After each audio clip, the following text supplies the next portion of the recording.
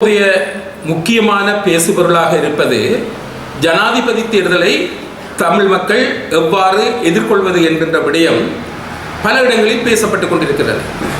இந்த விடயத்தில் தமிழ் மக்கள் நிதானமாக, நியாயமாக, சரியாக முடிவெடுக்க வேண்டும் என்று எதிர்பார்க்கின்றார்கள். சிவில் சமூகம், புத்திஜீவிகள் சார்ந்தவர்களும் இந்த விடயத்தை எவ்வாறு கையாள வேண்டும் என்பதை பற்றி சிந்திக்கின்றார்கள். அதே போன்று இன்னுமொரு விடயம், தமிழ் தேசிய கட்சிகள் எவ்வாறு செயல்பட வேண்டும் என்ற ஒரு சிந்தனையும் காணப்படுகின்றது. இந்த இடத்தில் நான் ஒரு விடயத்தை சொல்ல விரும்புகின்றேன். இலங்கை சுதந்திரமடைந்து 75 ஆண்டுகள் கடந்து சென்றிருக்கின்றது. ஜனாதிபதித்துவ ஆட்சி முறை கொண்டு வரப்பட்டு 46 ஆண்டுகள் கடந்திருக்கின்றது.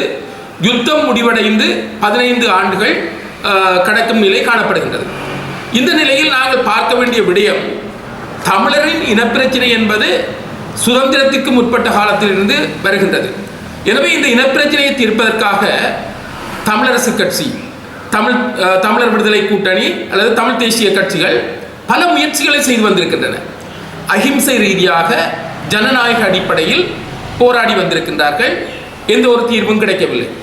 அடுத்த கட்டமாக 30 ஆண்டுகள் ஆயுத ரீதியாக போராடினார்கள். பல நாடுகளின் ஒரு சுற்றி வளைப்பு அல்லது வியூகத்தின் மூலமாக அந்த போராட்டமும் மௌனிக்க செய்யப்பட்டிருக்கின்றது.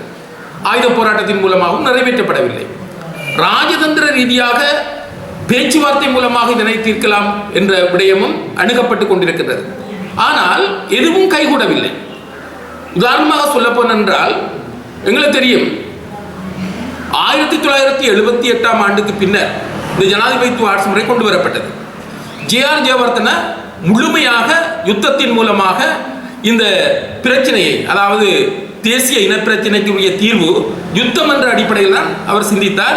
கடைசியாக இந்தியாவின் நிர்பந்தம் காரணமாக 13வது திருத்தத்தின் மூலமாக 1987ஆம் ஆண்டு மாகாண சபை முறை கொண்டு வரப்பட்டது. அந்த மாகாண சபை முறையை எடுத்துக்கொண்டாலும் கூட இலங்கை இனப்பிரச்சனைக்கு ஒரு முழுமையான தீர்வாக இல்லை.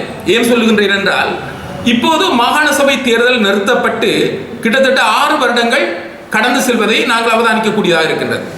அதே போன்று இந்த மயிலத்தமடு மாதவனை பிரச்சனை என்று சொல்லுகின்ற வாழ்வாதாரத்தோடு சம்பந்தப்பட்ட ஒரு மேய்ச்சல் தடை பிரச்சனை, அதை கூட இந்த மாகாண சபை முறையாலோ அதற்குட்பட்ட அதிகாரத்தாலோ தீர்க்க முடியாமல் இருக்கின்றது. கல்முனையில் இப்போது ஒரு நிர்வாக அலகு கோரி கல்முனை வடக்கு பிரதேச செயலகம் முழுமையாக்கப்பட வேண்டும் என்கின்ற விடயம் கோரி அவர்கள் போராடி கொண்டிருக்கின்றார்கள். இந்த போராட்டத்தை கூட 13வது திருத்தத்தின் மூலமாக கிடைத்த அதிகாரத்தை வைத்துக் கொண்டு தீர்க்க முடியவில்லை. அப்படி பார்க்க போனால் நாங்கள் 87ஆம் ஆண்டு இருந்து நடைமுறைப்படுத்தப்படுகின்ற அந்த மாகாண சபை முறையும் கூட எங்களுக்கு தீர்வாக அமையவில்லை. இந்த நிலையில் நாங்கள் 2 தடவை ஜனாதிபதி தேர்தலில் நம்பி வாக்களித்தவர்கள் வென்றிருந்தார்கள். 1994ஆம் ஆண்டு சந்திரிகா பண்டாரநாயக்கா குமாரதுங்க அவர்கள் வென்றிருந்தார்கள். அவர் ஒரு நியாயமான தீர்வை தருவார் என்று எதிர்பார்த்தோம். ஒரு பேக்கேஜ், அதாவது பிராந்திய சபைகளின் ஒன்றியம் என்ற விடயம் கதைக்கப்பட்டது.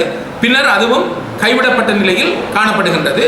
அதற்கடுத்ததாக 2015ஆம் ஆண்டில் மைத்ரிபால சிறிசேன, ரணில் விக்ரமசிங்கே ஆகியோர் UNP கட்சியும் SLP கட்சியும் இணைந்து, 2 பேரினவாத கட்சிகள் இணைந்து இந்த பிரச்சனைக்கு தீர்வு தரப்போகின்றோம் என்று சொன்னார்கள்.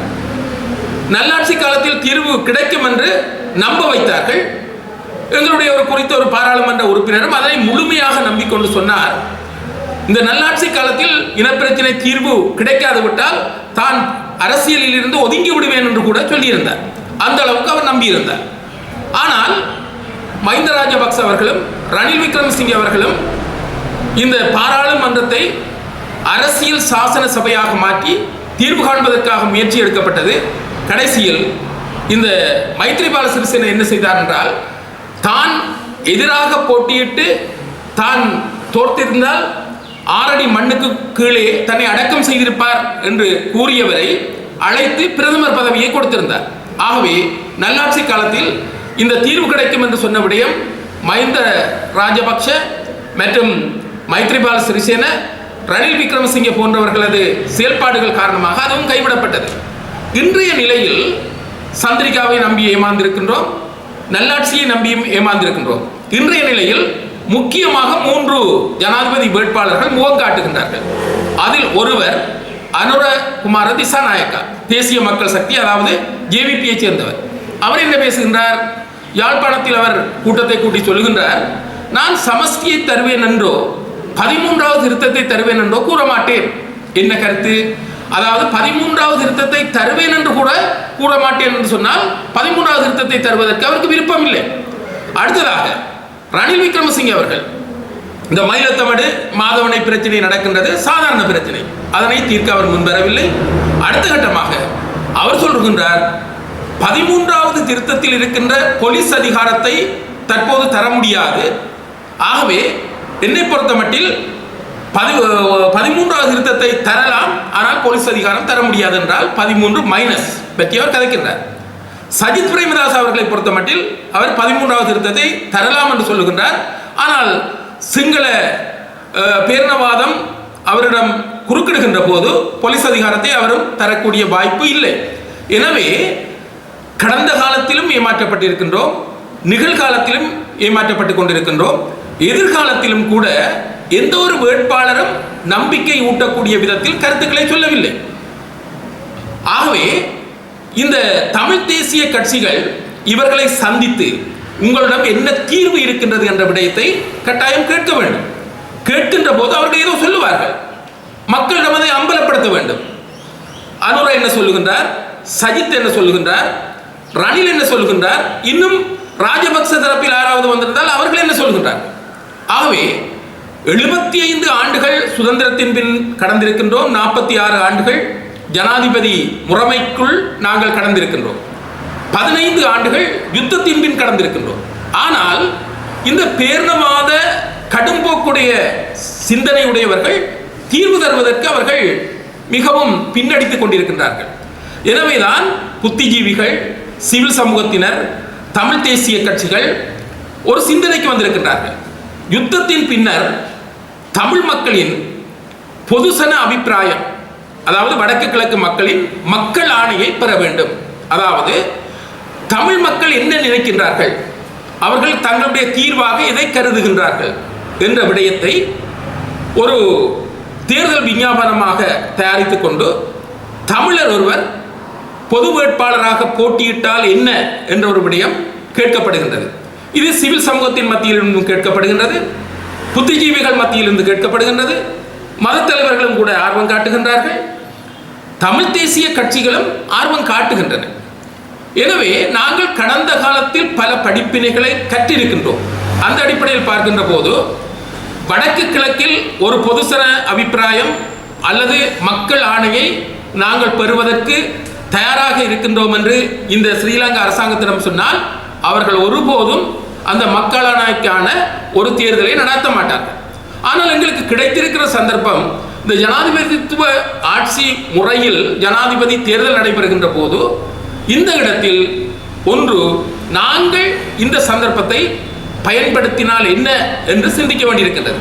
அதாவது ஒரு பொதுமையான ஒரு தமிழ் வேட்பாளர் மூலமாக வடக்கு கிழக்கு மற்றும் கொழும்பாக இருக்கலாம், மலையகம் கூட இருக்கலாம், இந்த இடங்களில் உள்ள தமிழ் மக்களின் வாக்குகள் மூலமாக ஜனாதிபதி தேர்தலில் வாக்குகள் மூலமாக வடக்கு கிழக்கு மக்கள் என்ன நினைக்கின்றார்கள் என்பதை மக்கள் ஆணையாக பிறப்பித்து இதுதான் தமிழ் மக்கள் வடக்கு கிழக்கில் விரும்புகின்றார்கள் என்ற விடயத்தை சர்வதேசத்திடம் தமிழ் தேசிய கட்சிகள், தமிழ் பேசும் மக்கள் உரத்த குரலில் சொல்வதற்குரிய ஒரு சந்தர்ப்பமாக இதை பயன்படுத்தினால் என்ன என்ற ஒரு கேள்வி எழுகின்றது. ஆனால் இதிலும் சில கவனமாக கையாள வேண்டிய விடயம் இருக்கின்றது. அதாவது நாங்கள் நிறுத்துகின்ற வேட்பாளர் என்பவர் வடக்கு கிழக்கு வெளியிலும் தமிழ் பேசும் மக்களின் வாக்குகளை பெறக்கூடிய ஆளுமை உள்ளவராக இருக்க வேண்டும்.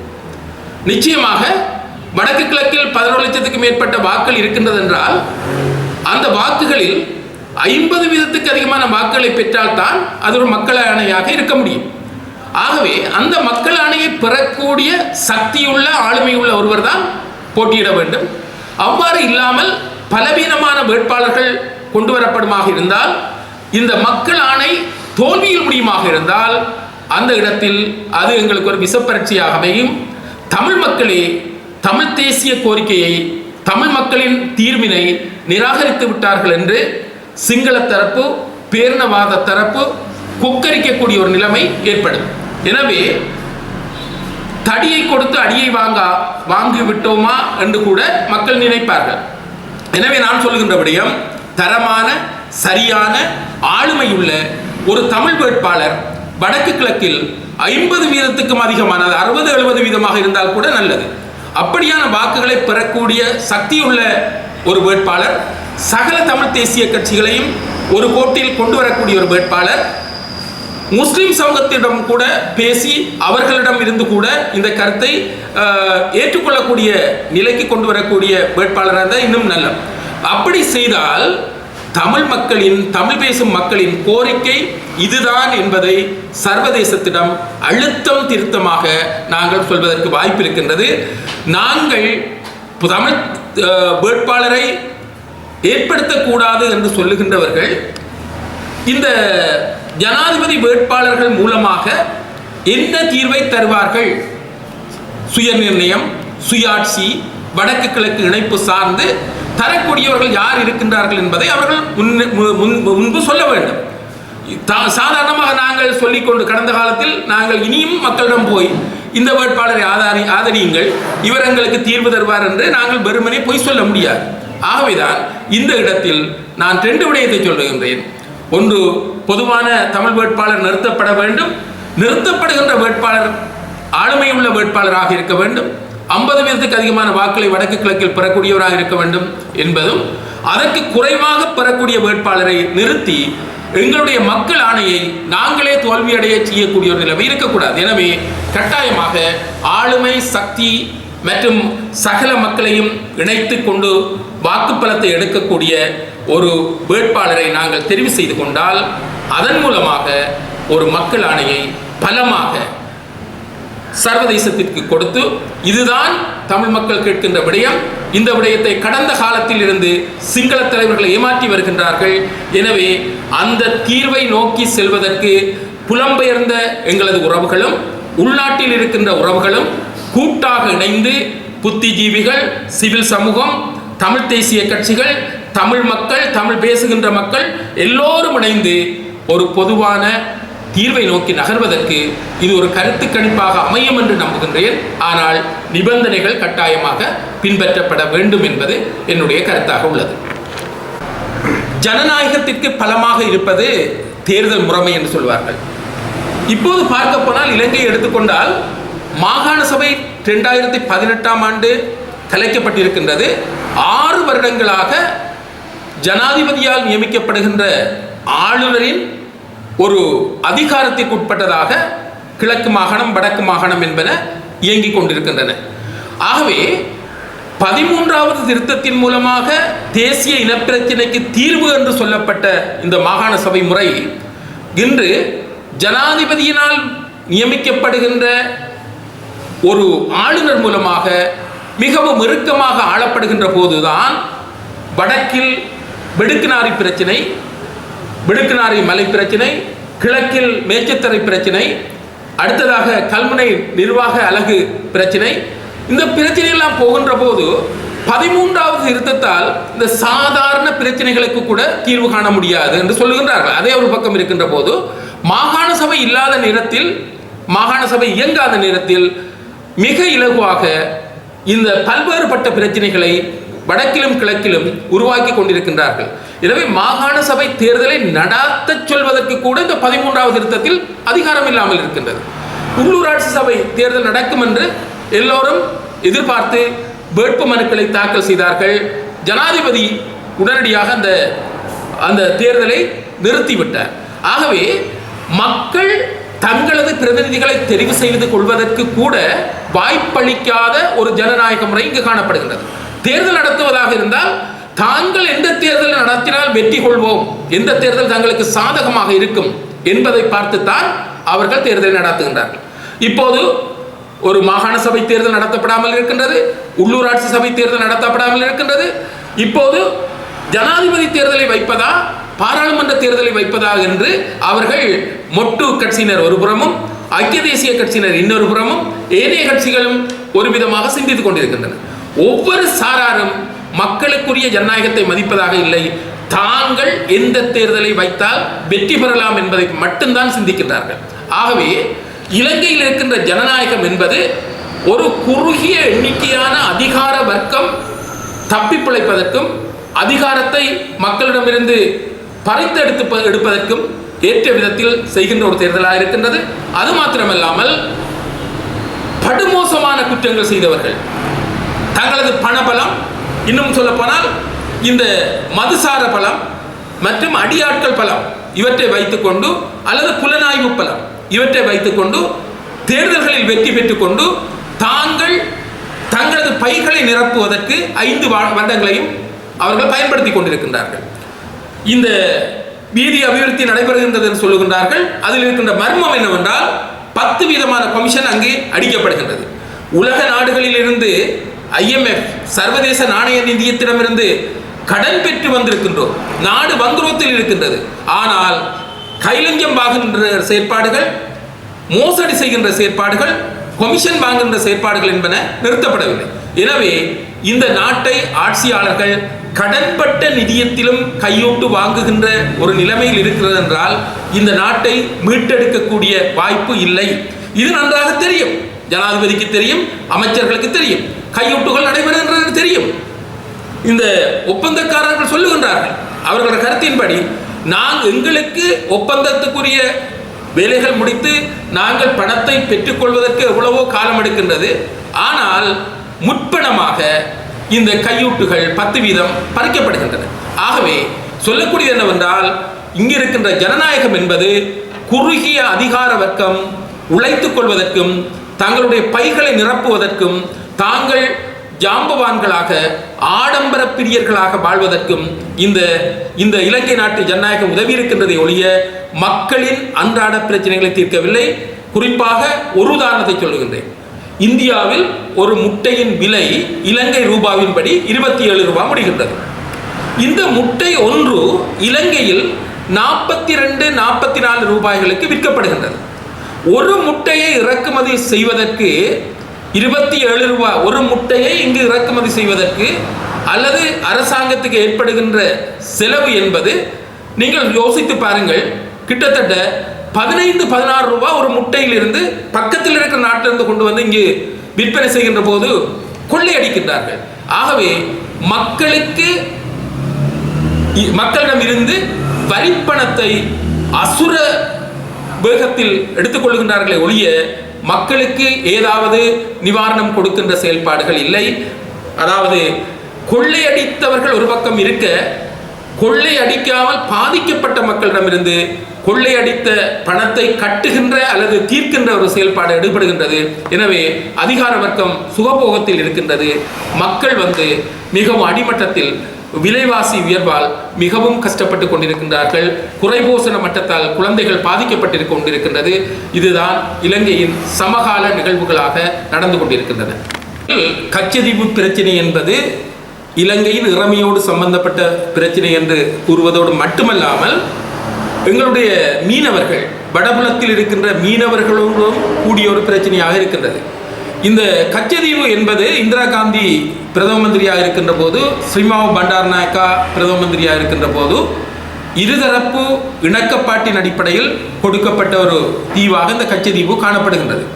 இந்தியாவை பொறுத்தமட்டில் அவர்களுக்கு நில புலம் பலம் என்பது அசுர பலமாக இருக்கின்றது.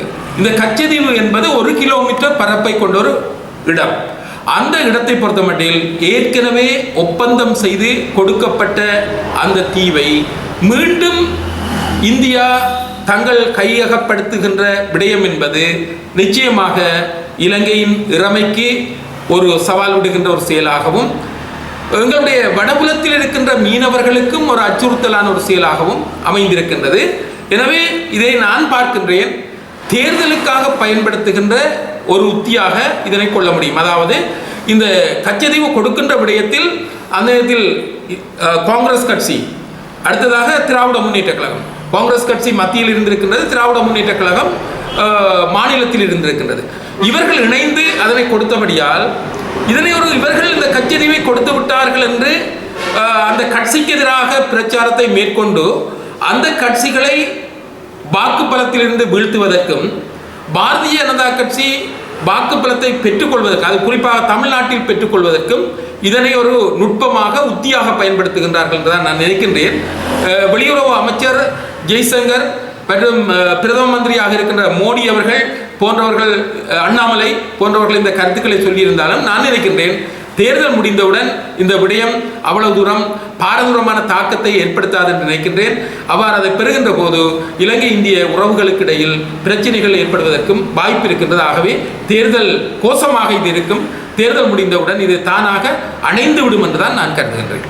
போது கச்சதீவு என்கின்ற விடயத்தை எடுத்துக்கொண்டு நாங்கள் பேசிக்கொண்டிருப்பதை விட இலங்கையில் புரையோடி போயிருக்கின்ற இனப்பிரச்சனை இருக்கின்றது. அடுத்ததாக மீனவர்களின் வாழ்வாதார பிரச்சனை இருக்கின்றது. தீர்க்க வேண்டிய பிரச்சனை புரையோடி போயிருக்கின்ற தேசிய இனப்பிரச்சனை இலங்கையில் தீர்க்கப்பட வேண்டும். மீனவர்கள், வடபுலத்தில் இருக்கின்ற மீனவர்களதும் இந்திய மீனவர்களதும் ஒரு முரண்பாடுகின்ற மோதுகின்ற ஒரு நிலைமை ஒன்று காணப்படுகின்றது. அதனையும் தீர்த்து விடுவதுதான் பிரதம மந்திரி மற்றும் ஜெய்சங்கர் வெளியுறவு அமைச்சர் போன்றவர்களுக்கு உசிதமாக இருக்கும். இலங்கை உறவை மிகவும் நட்புறவாக்கிக் கொள்வதற்கும் கூட இது காரணமாக இருக்கும். அதனை விடுத்து இதனை ஒரு அரசியல் தேவைப்பாட்டுக்காக அல்லது ஒரு வியாபார அரசியலுக்காக பயன்படுத்துவது என்பது பொருத்தம் இல்லாமல் இருக்கும் என்றுதான் நான் நினைக்கின்றேன்.